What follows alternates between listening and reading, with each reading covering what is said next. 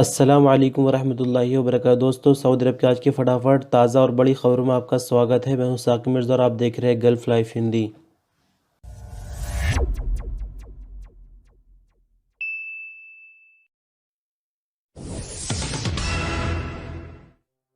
Saudi अरब के industrial minister बंदर अल खलीफ ने कहा कि सऊदी अरब में फार्मा इंडस्ट्री का जो साइज या कैपेसिटी कह सकते हो 30 अरब रियाल के लगभग है और इसकी सौदेशन करना हमारी सबसे पहली जिम्मेदारी है। देश भर में मेडिकल इंडस्ट्री को एक नए तरीके से लोगों के सामने पेश किया जाएगा। इसमें जो भी संबंधित विभाग है या फिर मिनिस्ट्रीज है, उन सब के साथ मिलकर हमारी मिनिस्ट्री इस पर काम कर रही है। आपकी जानकारी के लिए थोड़ा सा बता दें कि मिडिल ईस्ट में सबसे बड़ी मार्केट जो फार्मा की है वो सऊदी अरब के अंदर ही है। 40 से ज़्यादा दवा बनाने वाली फैक्ट्रियाँ इस वक्त सऊदी अरब में काम कर रही हैं, जो कि सऊदी अरब की ज़रूरत तो पूरी कर ही पा रही है, लेकिन थोड़ी बहुत तादाद में दवाई जो है यहाँ से एक्सपोर्ट भी हो सकती है। लेकिन इसके बावजूद भी सऊदी अरब में अगर हम बात करते हैं सालाना यानी वार्षिक 1.5 अरब रियाल से ज़्यादा की मेडिसिन इम्पोर्ट की जाती है। तो चलिए अब आपको समझाते हैं कि आगे गवर्नमेंट का प्लान क्या है। प्लान ये है कि सऊदेशन, जैसे कि आपको मालूम है, सभी सेक्टर में तकरीबन की जा रही जो अच्छे सेक्टर हैं, सऊदेशन का परसेंट इसके अंदर लगाया जाएगा। साथ ही जो इंपोर्ट हो रही है दवाएं, उन पर किसी हद तक कंट्रोल किया जाएगा और सऊदी अरब के अंदर से यहाँ की ज़रूरियात पूरी की जाएगी और अगर हो सकेगा तो दवाइयाँ ज़्यादा से ज़्यादा बाहर एक्सपोर्ट की जाएंगी। लेकिन इस बारे में भी क्लियर कोई खबर नहीं आई है कि किस हिसाब से सौदेशन का सिलसिला शुरू किया जाएगा या क्या परसेंट वगैरह होगी। इसके लिए हमें और इंतजार की ज़रूरत होगी। सऊदी अरब में नया कानून जो 14 मार्च 2021 से लागू होने जा रहा है, उससे संबंधित एक खबर है, आप लोग थोड़ा गौर से सुनिए। इसके लिए जो सबसे ज़रूरी यानी जो इसकी बेस होगी या इसकी जड़ कह सकते हैं, वो नौकरी का कॉन्ट्रैक्ट होगा। यानी जो कफालत का सिस्टम होता था वो एक तरह से ख़त्म हो जाएगा। आने वाले टाइम में जो बेस होगी काम की वो वर्क एग्रीमेंट होगा। वर्क एग्रीमेंट में जो शर्तें लिखी जाएंगी, यानी जो कंपनी चाह रही है बंदे से और जो बंदा कंपनी से चाहता है, उसको क्लियरली लिखना होगा और जब दोनों के उस पर साइन होंगे तो उसी के अकॉर्डिंग सब कुछ आगे चलेगा। एग्रीमेंट बना लेने का मतलब ये नहीं कि कंपनी कुछ भी पेपर पर लिख दे और बंदे से डरा धमका कर साइन करा ले, ऐसा बिल्कुल भी नहीं है। गवर्नमेंट की तरफ से एक नया पोर्टल बनाया गया है जिसको मदद पोर्टल बोलते हैं। मदद पोर्टल पर करना ये होगा कि अगर कंपनी ने एग्रीमेंट बंदे के लिए बना दिया है तो उसको मदद पोर्टल पर अपलोड करना होगा और फिर उसी के ज़रिए से लिंक जाएगी एक उसके मोबाइल पर यानी वर्कर की मोबाइल पर, और वर्कर के हाथ में ये इख्तियार दिया जाएगा कि उसको ये कॉन्ट्रैक्ट कबूल है या नहीं।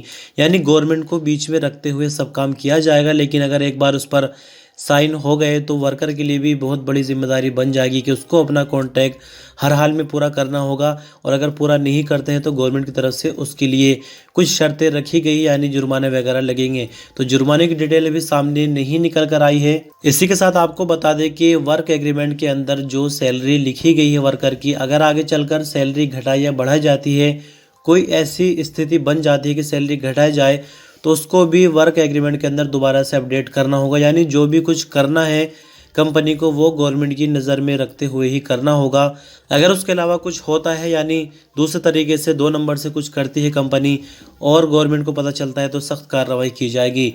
इसी के साथ आपको बता दें कि वर्किंग आवर्स कितने हैं, छुट्टी कितने दिनों बाद वर्कर को मिलेगी, उसमें अगर कोई बदलाव होना है वो भी वर्क एग्रीमेंट के अंदर जो है मॉडिफिकेशन करने के बाद उसको अपडेट किया जाएगा। यानी वर्कर और कंपनी दोनों की मर्ज़ी से ही सारा काम चलेगा।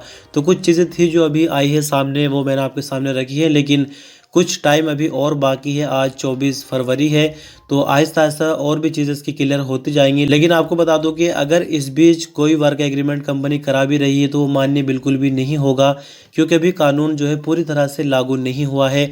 सिर्फ इसके बारे में जानकारी अभी निकल कर आ रही है आहिस्ता आहिस्ता। जब कानून पूरी तरह से मार्केट में लागू हो जाएगा उसके बाद जो वर्क एग्रीमेंट नए बनेंगे वो ही मान्य होंगे। सऊदी अरबियन एयरलाइंस यानी अल सऊदी ने कहा कि ख़रीदा गया टिकट किसी को भी नहीं बेचा जा सकता और ना ही उसके नाम में किसी तरह का कोई बदलाव किया जा सकता है। अल सऊदी ने जानकारी एक शख्स के सवाल पर दी है जिसमें उसने पूछा था कि वो अपना टिकट किसी को सेल करना चाहता है, क्या ऐसा मुमकिन है, टिकट के अंदर नाम बदला जा सकता है। आज अखबार के मुताबिक अल सऊदी ने ट्विटर पर अपने बयान में कहा कि टिकट में नाम नहीं बदला जा सकता, लेकिन टिकट कैंसिल किया जा सकता है, टिकट की कीमत वापस ले जा सकती है और फिर किसी और के नाम से टिकट जारी कराया जा सकता है। अल सऊदी ने अपने बयान में आगे कहा कि अगर टिकट कैश में ख़रीदा गया हो तो ऐसे में जो टिकट की वापसी की रकम होगी वो 3 से 21 दिन के अंदर यानी वर्किंग डेज होनी चाहिए। यानी 3 से 21 वर्किंग डेज के अंदर वापस हो जाएंगे पैसे। अगर क्रेडिट कार्ड से टिकट ख़रीदा गया होगा तो 45 वर्किंग डेज का टाइम लगेगा पैसे वापस होने के लिए।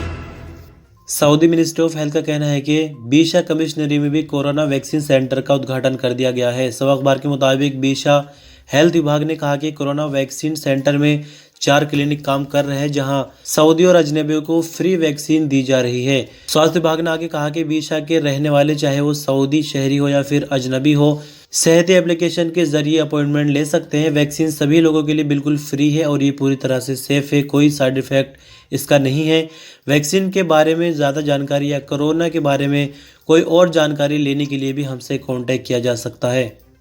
सऊदी अरब में बैंकों में इंस्टेंट मनी ट्रांसफ़र के लिए एक नया सिस्टम शुरू किया गया है। 2 दिन पहले खबरों के माध्यम से हमने ही आपको बताया। इस पर एक शख्स ने सवाल ये कर लिया बैंक की अथॉरिटी से कि जिस तरह से इंस्टेंट मनी ट्रांसफ़र सिस्टम शुरू किया गया है, तो इसमें लोगों का फ़ायदा क्या होगा, यानी जो वर्कर है, आम वर्कर सऊदी अरब में, क्या उनकी सैलरी भी टाइम से मिल जाएगी। देखने में याद है कि कभी कभी कंपनी तो पैसा भेज देती है बैंक को, लेकिन जब सैलरी देने का नंबर आता है बैंक की तरफ से तो उसमें छुट्टियां वगैरह पड़ जाती है और 2-3 दिन यूं ही चले जाते हैं। तो क्या जो नया सिस्टम लागू किया गया है इंस्टेंट मनी ट्रांसफ़र का, उससे आम लोगों यानी वर्करों को भी कोई फ़ायदा मिलेगा या नहीं। तो इस पर बैंक की तरफ से कहा गया है कि फ़िलहाल जो ये सर्विस शुरू की गई है वो पर्सन टू पर्सन है या फिर कंपनी टू कंपनी है, लेकिन जैसा कि कंपनी की तरफ से वर्करों को सैलरी भेजने का सवाल है, तो इस पर अभी काम किया जा रहा है। जल्द ही इस बारे में जो भी टेक्निकल इश्यूज़ है वो ख़त्म हो जाएंगे और फिर सैलरी इंस्टेंट ही वर्करों के अकाउंट में पहुँच जाया करेगी।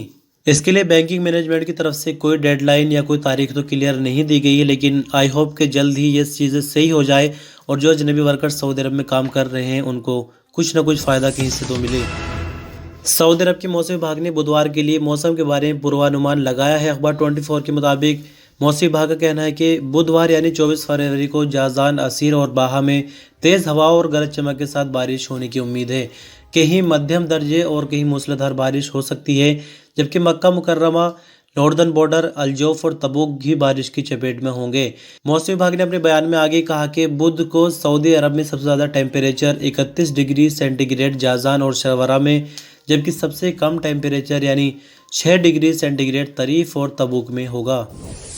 सऊदी अरब में कोरोना के नए केस आने का जो सिलसिला है वो लगातार 300 से ऊपर है, तकरीबन 1.5 महीना हो गया है। साथ ही मस्जिदों के अंदर जो मरीज़ निकल रहे हैं उन पर भी किसी तरह की कोई रुकावट नहीं लग पा रही है। दरअसल आपको बता दें कि मिनिस्ट्री ऑफ इस्लामिक अफेयर ने फिर से 6 इलाकों में सऊदी अरब की 11 नमाजों में कोरोना के नए केस रिकॉर्ड पर आने के बाद 10 मस्जिदें टेम्परेरी बंद कर दी है। अखबार 24 की माने तो मिनिस्ट्री ऑफ इस्लामिक अफेयर ने अपने बयान में कहा है कि जाजान, रियाज, मक्का मुकर्रमा, असीर, मदीना मुनव्वरा और ईस्टर्न रीजनों में मस्जिदें बंद की गई है।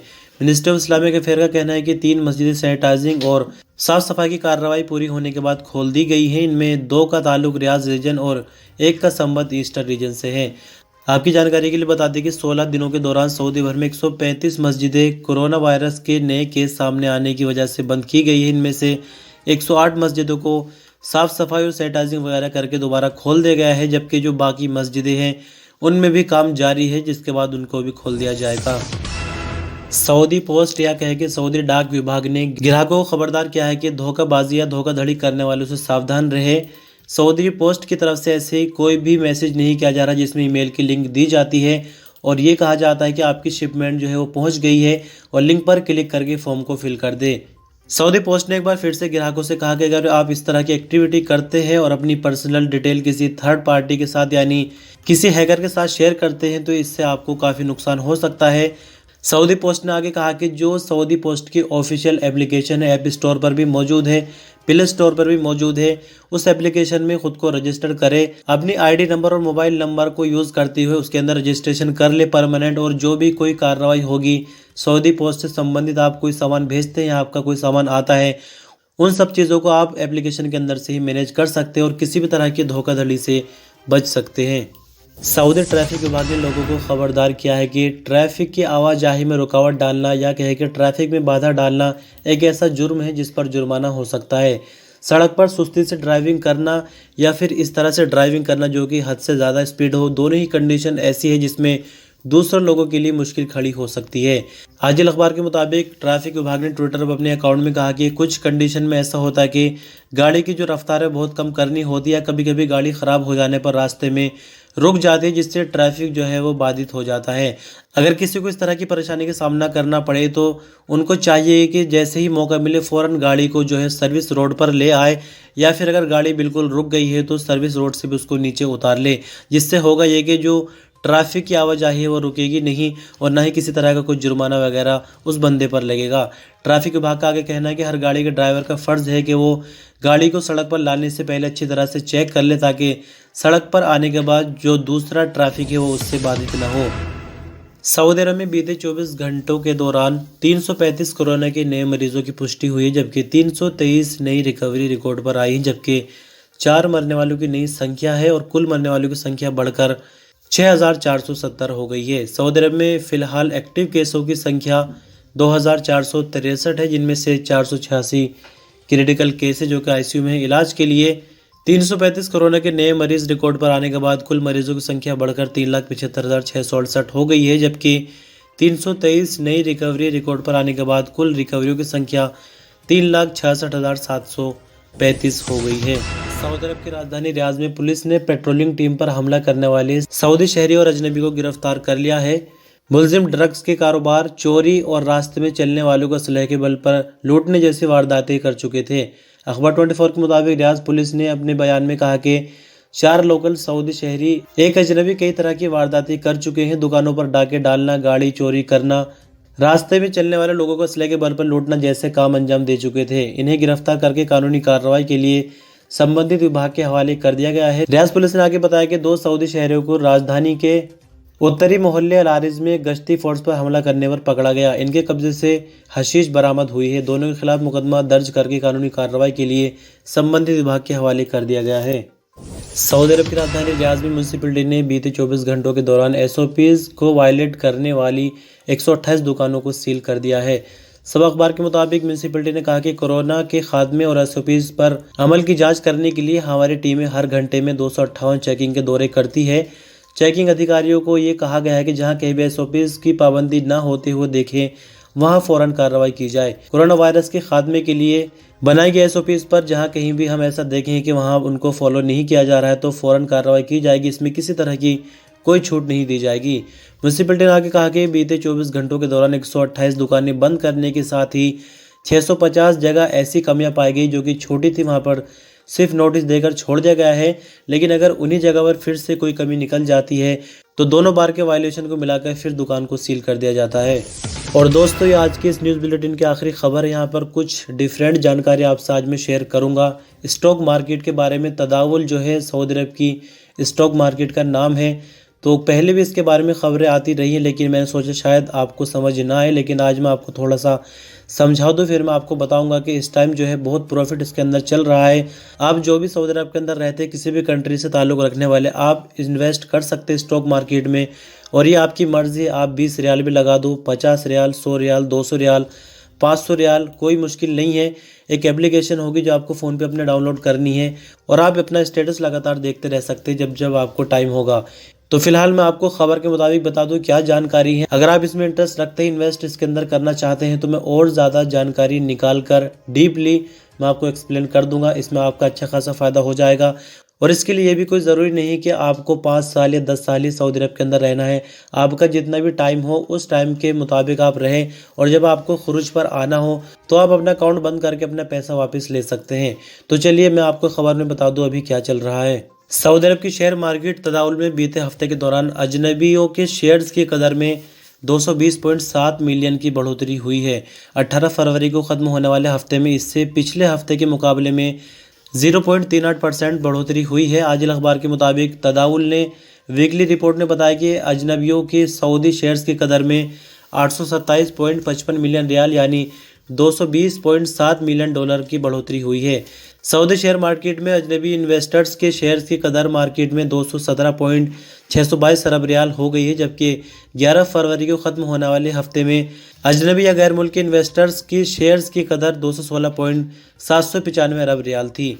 ये खबर आपको कुछ ख़ास समझ नहीं आई होगी क्योंकि अभी आप इस चीज़ के अंदर पड़े हुए नहीं हैं, लेकिन अगर आप चाहेंगे तो इस बारे में आपको जानकारी ज़रूर हम इंशाल्लाह जमा करके शेयर करेंगे। लेकिन इसके लिए ज़रूरी है कि आपको बेसिक इंटरनेट की जानकारी होनी चाहिए और इंग्लिश में भी कहीं ना कहीं पकड़ होनी चाहिए, क्योंकि अरबी में तो इतना आसान है नहीं, प्योर अरबी चलेगी तो एटलीस्ट लैंग्वेज चेंज करके सॉफ्टवेयर की और इंग्लिश में पढ़ सकते हैं। बाकी अगर आपका इंटरेस्ट है तो कमेंट में ज़रूर बताएं इंशाल्लाह। और आज की इस वीडियो में इतना ही। वीडियो पर आप अंत तक बने इसके लिए शुक्रिया। एक वीडियो पर लाइक दीजिए छोटा सा, ताकि हमें लगे कि हमारी मेहनत कामयाब होगी और जानकारी आपको पसंद आ रही है। चाहे तो इस वीडियो को शेयर भी कर सकते हैं, चैनल में सब्सक्राइब करके बेल बटन दबाकर ऑल पर भी क्लिक करें। आपने अपना कीमती टाइम दिया, मैसेज भी सुना, शुक्रिया। अल्लाह हाफिज़।